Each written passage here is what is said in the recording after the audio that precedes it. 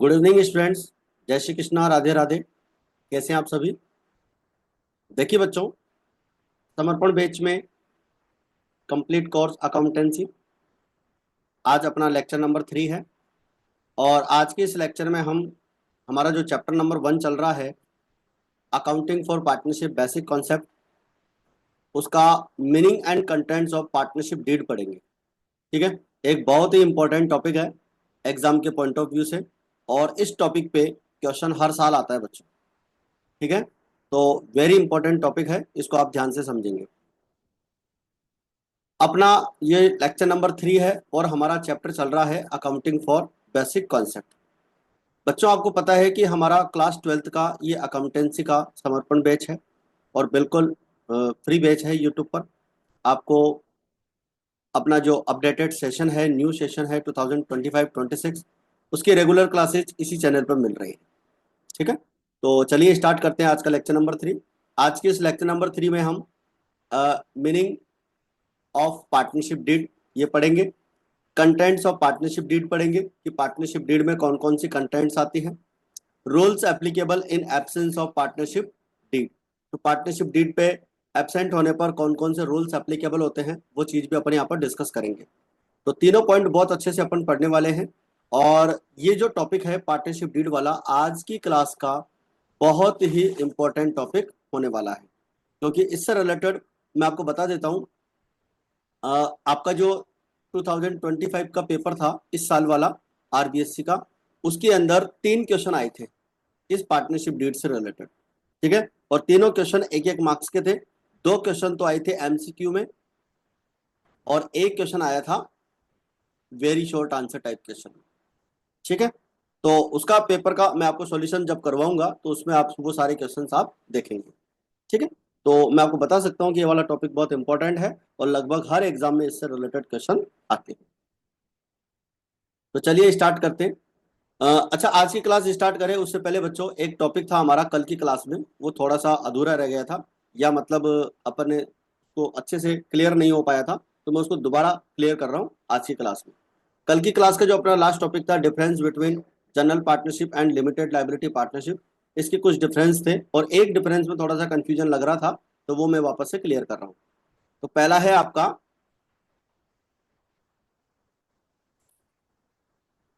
Basis of difference में applicable acts. आपकी जो जनरल पार्टनरशिप होती है उसके ऊपर आपका इंडियन पार्टनरशिप एक्ट 1932 एप्लीकेबल होता है, और जो आपकी एलएलपी होती है उसके ऊपर लिमिटेड लाइबिलिटी पार्टनरशिप 2000 एक्ट जो है, ये वाला एक्ट एप्लीकेबल होता है।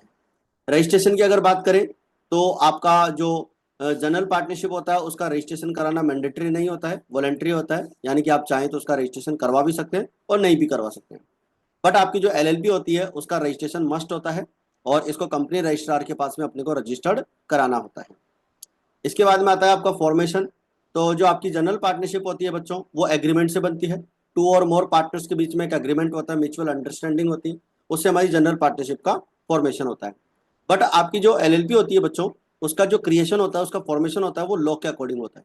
जब इसके ऊपर एलएलपी एक्ट 2008 एप्लीकेबल हो रहा है तो लॉ के अकॉर्डिंग ही इसका फॉर्मेशन होता है। तो ये डिफरेंस अपने को ध्यान रखना है। इसके बाद में है बॉडी कॉर्पोरेट। ठीक है, ये वाला पॉइंट थोड़ा सा कंफ्यूज किया था अपने को, तो इसको अपन आज क्लियर करेंगे। Body corporate and incorporated entity can not become a partner in a general partnership. मतलब कहने का ये है कि जो इनकॉर्पोरेटेड बॉडी होती है, यानी कि जो कंपनी होती है, एक तरह से आप ये समझ लीजिए कि कोई कंपनी होती है, वो कंपनी इस जनरल पार्टनरशिप में पार्टनर नहीं बन सकती। ठीक है, जनरल पार्टनरशिप की इसका अगर अपन देखें, इसके अंदर कौन कौन पार्टनर बन सकता है, तो इसके अंदर ह्यूमन बींग्स पार्टनर बन सकता है। इनकॉर्पोरेटेड बॉडी जो होती है, कंपनी जो होती है, वो इस जनरल पार्टनरशिप में पार्टनर नहीं बन सकती है। ये बात अपने को ध्यान रखनी है। बट जो आपकी एलएलपी होती है, उस एलएलपी के अंदर कंपनी पार्टनर बन सकती है। ठीक है, an incorporated entity can become a partner in a LLP. LLP के अंदर जो है वो क्या बन सकती है, पार्टनर बन सकती है। कौन? कंपनी।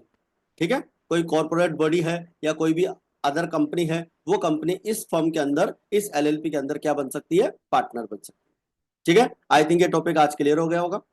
इसके बाद में आपका सेपरेट लीगल एग्जिस्टेंस। तो जो जनरल पार्टनरशिप होती है उसमें अपने पार्टनर्स के साथ में जो है उसका सेपरेट लीगल एग्जिस्टेंस नहीं होता है।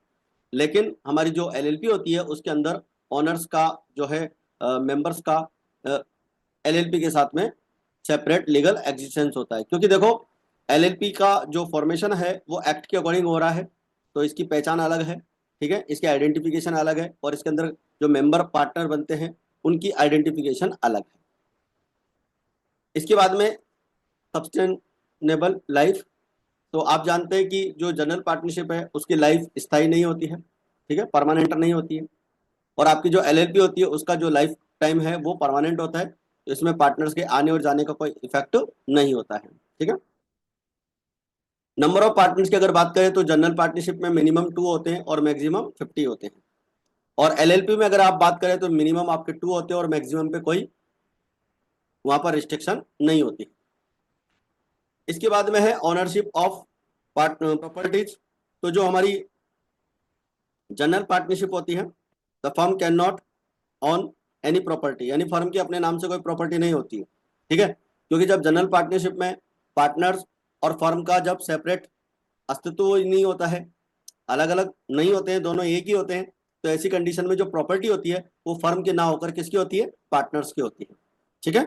जनरल पार्टनरशिप में जो प्रॉपर्टी होती है, जितनी भी असेट्स होती है, वो सारी असेट्स पार्टनर्स की होती है, ना कि फर्म की होती है। क्योंकि पार्टनर्स का जो कलेक्टिव रूप है, सामूहिक रूप है, उसे ही तो हम फर्म कहते हैं, ठीक है। तो फर्म और पार्टनर अलग अलग नहीं है जनरल पार्टनरशिप में। लेकिन एलएलपी में क्या होता है कि जो आपकी एलएलपी है उसका सेपरेट इंडिपेंडेंट एग्जिस्टेंस होता है, उसका अलग अस्तित्व होता है, इसलिए वो अपने नाम से प्रॉपर्टी खरीद सकती है। लाइबिलिटी की अगर बात करें तो जो आपकी जनरल लाइबिलिटी पार्टनरशिप है उसका लाइबिलिटी अनलिमिटेड होता है उसके पार्टनर्स का, और एलएलपी में पार्टनर्स का जो लाइबिलिटी है वो जितना पैसा उन्होंने इन्वेस्ट किया है उस एलएलपी के अंदर वहीं तक उनका लिमिटेड होता है, ठीक है बच्चों। तो ये था हमारा जो लास्ट वाला टॉपिक पिछली क्लास का रह गया था, उसको मैंने यहाँ पर क्लियर कर दिया है, ठीक है। अगर आपको ऐसे कोई भी टॉपिक पिछली क्लास से रिलेटेड जो भी क्लास होती है, अगर वो टॉपिक उस दिन क्लियर नहीं हो तो आप मुझे कमेंट करके बता दीजिएगा, तो अगली क्लास में मैं वो टॉपिक इंक्लूड कर दूंगा, ठीक है बच्चों। तो अब अपन आज की क्लास स्टार्ट करते हैं, और आज की इस क्लास में अपन मीनिंग ऑफ पार्टनरशिप डीड के बारे में बात करेंगे। चलिए आज का टॉपिक स्टार्ट करते हैं। देखिए बच्चों, partnership is the result of a contract और एग्रीमेंट बिटवीन 2 और मोर पर्सन्स, ठीक है। जो पार्टनरशिप होती है वो 2 और मोर पर्सन्स का क्या होती है, एक एग्रीमेंट होती है, कॉन्ट्रैक्ट होती है। दिस एग्रीमेंट और contract is the basis between the partners for running the partnership business and mutual relation between the partners, ठीक है। पार्टनर्स के बीच में ये जो कॉन्ट्रैक्ट होता है, ये एग्रीमेंट होता है बिजनेस को चलाने के लिए, और पार्टनर्स के म्यूचुअल रिलेशन के लिए, आपसी संबंधों के लिए साझेदारों के मध्य क्या होता है, एक बेस होता है, यानी कि आधार होता है। This contract can be in any form, return और ऑरल। ये जो एग्रीमेंट है वो रिटर्न और एग्रीमेंट में किसी में भी हो सकता है, ठीक है। ये एग्रीमेंट किसी में भी हो सकता है, चाहे आप रिटर्न करें चाहे इसको ऑरल करें, कोई वहां पर मैंडेटरी नहीं है। Although it is not mandatory for the contract between the partners to be in writing, ठीक है। राइटिंग में होना कोई कंपलसरी तो नहीं है। It is considered best to have the contract in writing to easily resolve any kind of dispute between the partners in the future. तो कहने का मतलब ये हुआ कि वैसे तो पार्टनरशिप डीड रिटर्न में होना जरूरी नहीं है। कॉन्ट्रैक्ट जो है पार्टनर्स के बीच में जो आप कॉन्ट्रैक्ट कर रहे हो वो रिटर्न में होना जरूरी नहीं है, लेकिन फ्यूचर में पार्टनर्स के बीच में अगर किसी तरह का कोई डिस्प्यूट हो जाए तो उसका अपने को अगर इजीली अगर उसका डिसोल्यूशन करना है, मतलब रिजॉल्व करना है उसको, तो ऐसी कंडीशन में हमारे पास में कॉन्ट्रैक्ट क्या होना चाहिए, रिटर्न में होना चाहिए, ठीक है। तो ये बात ध्यान रखनी है। कई बार एग्जाम में क्वेश्चन आता है क्या पार्टनर्स के बीच में एग्रीमेंट रिटर्न में होना कंपलसरी है, तो यहाँ से हम आंसर लिख सकते हैं कि पार्टनर्स के बीच में हमारा जो एग्रीमेंट है वो रिटर्न में होना कंपलसरी तो नहीं है, मैंडेटरी तो नहीं है, बट पार्टनर्स के बीच में अगर फ्यूचर में कोई किसी तरह का कोई डिस्प्यूट हो जाए और अगर उसका हमें आसानी से उसका रिजॉल्व करना है, उसको सॉल्व करना है, तो पार्टनरशिप रिटर्न में होना क्या माना जाता है, बेस्ट माना जाता है, ठीक है। और आगे बोला गया है the written contract is called the partnership deed, ठीक है। रिटर्न कॉन्ट्रैक्ट जो होता है वो पार्टनरशिप डीड होती है। अब देखो यहाँ पर जो क्वेश्चन आया था वो यही पूछा गया था कि पार्टनरशिप डीड जो होती है वो रिटर्न होती है या ओरल होती है, ठीक है। तो पार्टनरशिप डीड अगर अपन पार्टनरशिप डीड की बात कर रहे हैं तो डीड तो ऑलवेज रिटर्न में होती है। एग्रीमेंट जो होता है वो ओरल और रिटर्न हो सकता है, बट पार्टनरशिप डीड की अगर वो बात कर रहा है, पार्टनरशिप डीड अगर उसने बोली है क्वेश्चन के अंदर, तो वो तो ऑलवेज क्या होती है, रिटर्न होती है, क्योंकि रिटर्न कॉन्ट्रैक्ट को ही हम पार्टनरशिप डीड कहते हैं। The following things are mentioned in the partnership deed. Partnership deed में कुछ चीजें हैं जो इसके अंदर इंक्लूड होती हैं, उनके बारे में अपन बात करेंगे। तो आई थिंक आपको पार्टनरशिप डीड का मीनिंग समझ में आ गया होगा कि जो पार्टनरशिप होती है वो टू और मोर पार्टनर्स के बीच में एक कॉन्ट्रैक्ट होती है या एग्रीमेंट का ही रिजल्ट होती है। दिस एग्रीमेंट और contract is the basis between the partners for running, यानी कि बिजनेस को चलाने के लिए ये, और पार्टनर्स के म्यूचुअल रिलेशन के लिए ये क्या होती है, बेस होती है। और ये जो एग्रीमेंट है ये रिटर्न या ओरल किसी भी रूप में हो सकता है। हालांकि इसको रिटर्न में होना कंपलसरी तो नहीं है, बट फ्यूचर में अगर पार्टनर्स के बीच में किसी तरह का कोई डिस्प्यूट हो जाए तो उसका आसानी से अपने को रिजॉल्व करना है, उसका निपटारा करना है, तो ऐसी कंडीशन में हमारे को ये जो एग्रीमेंट है रिटर्न में होना बेस्ट माना जाता है, और इस रिटर्न एग्रीमेंट को ही हम पार्टनरशिप डीड कहते हैं। ठीक है। अच्छा, इसकी जगह आपको एक शब्द और मिलेगा एनसीईआरटी में, इसका मतलब भी यही होता है। ठीक है, विलेख। चलिए अब बात करते हैं कंटेंट्स ऑफ पार्टनरशिप डीड, यानी पार्टनरशिप डीड में कौन कौन सी बातें इंक्लूड होती हैं। The following things are mentioned in the partnership deed. Partnership deed में आप ये बातें लिखते हैं, name and address of the firm, name and addresses of the partners. ठीक है, पार्टनर्स का फर्म का क्या नाम रहेगा, उसका एड्रेस क्या रहेगा, कहाँ उसका हेड ऑफिस होगा, कहाँ उसकी ब्रांचेज वगैरह होंगी, वो सारे नाम यहाँ पर अपने को लिखने होंगे। Names and addresses of the partners, partners firm के कितने हैं उनके नेम और उनके एड्रेसेस होंगे।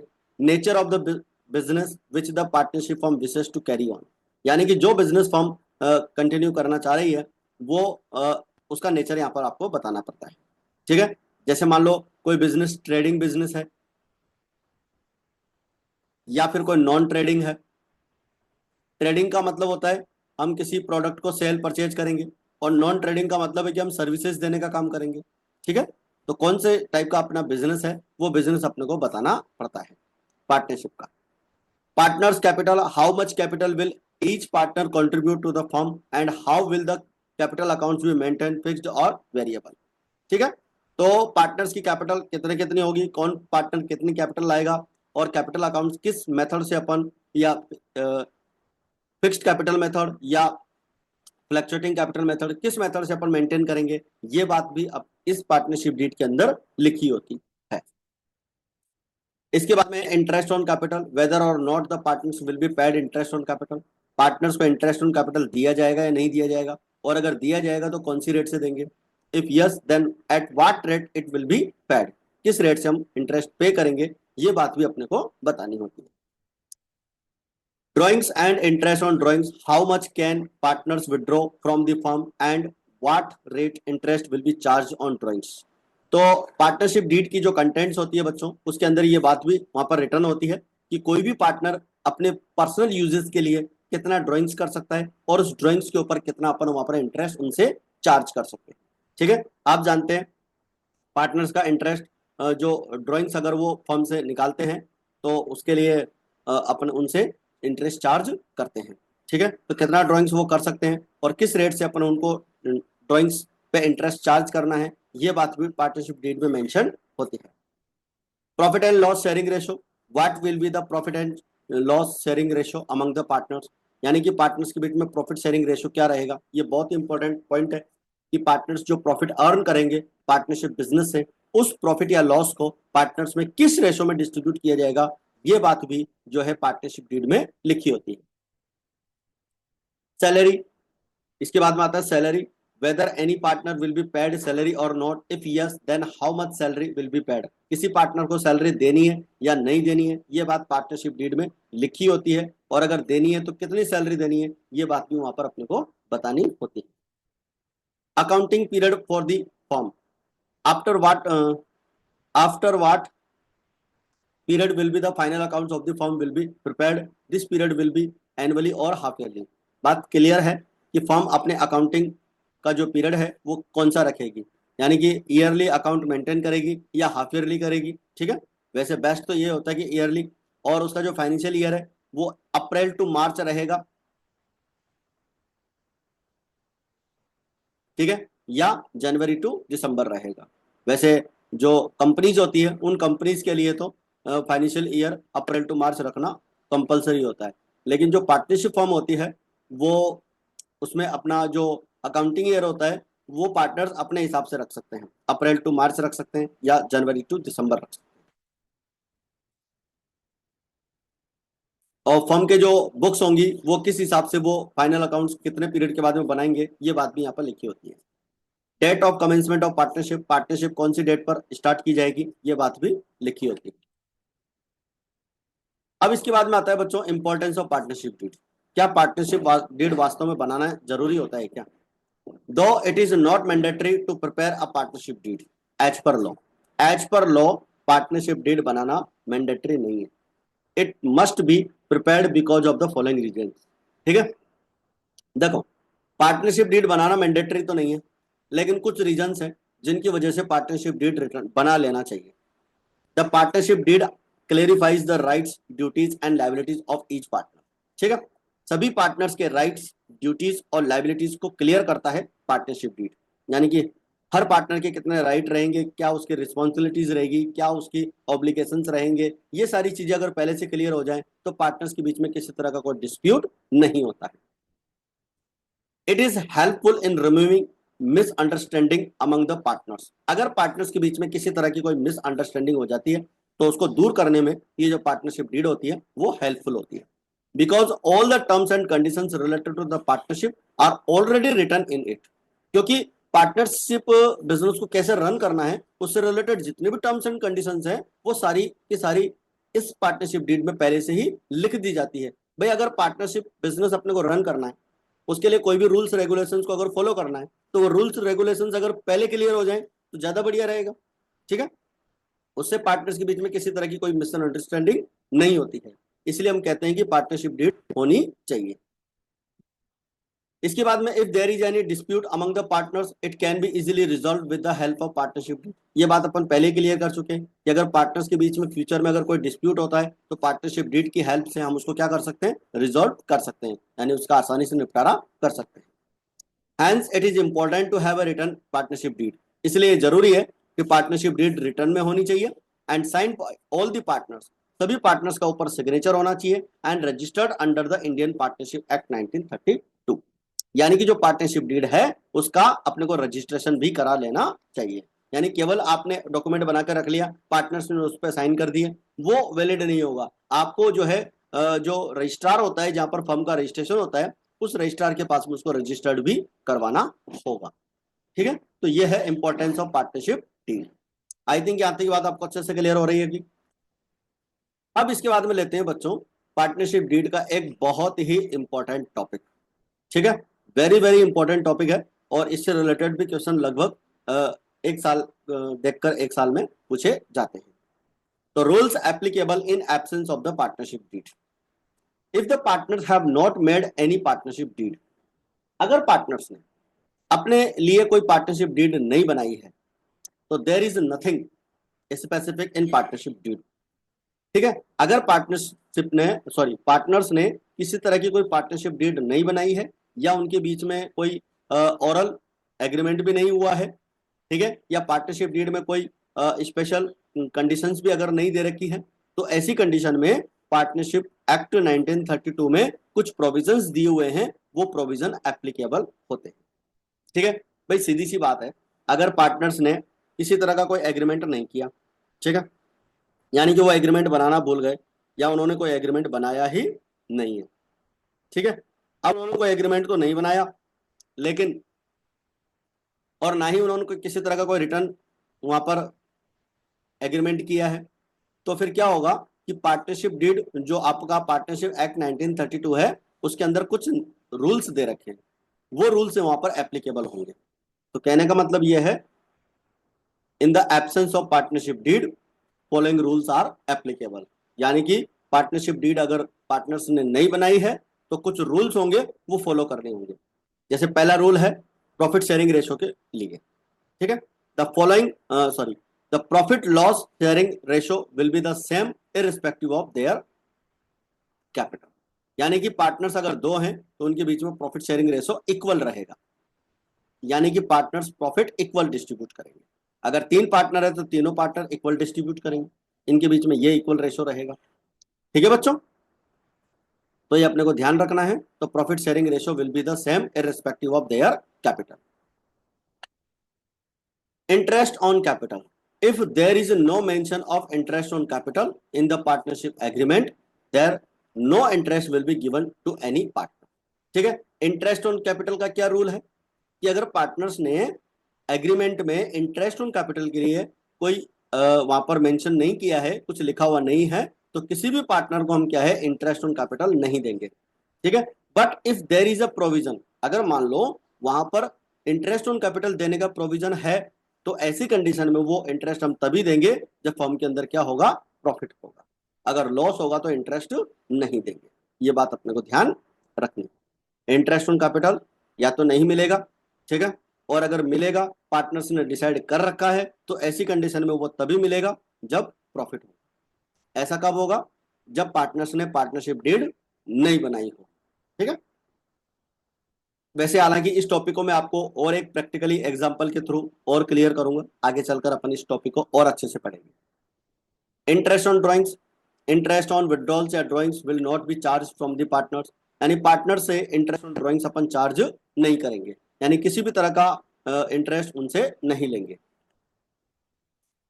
ये वाला पॉइंट इंपॉर्टेंट है, इसको आप ध्यान रखिएगा।